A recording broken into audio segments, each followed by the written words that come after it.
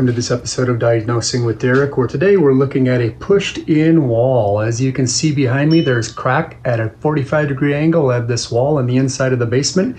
Very common when a wall begins to push in due to hydrostatic pressure that the wall will crack on the inside at an angle. And you'll also see on the outside of houses cracks typically 8 to 12 inches off the corners. Also, sometimes you'll see where the beam pocket is poking a chunk of cement out on the side of the house itself. A lot of different things that can happen as walls begin to push in. The other thing that's really common with pushed in walls is actually water. Of course, as this wall cracks, we begin to see an opening for water to get into the basement. So water leaks and walls pushing in tend to go together.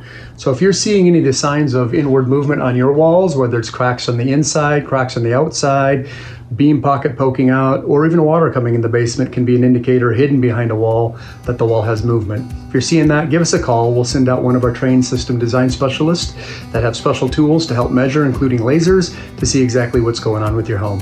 Thanks for watching.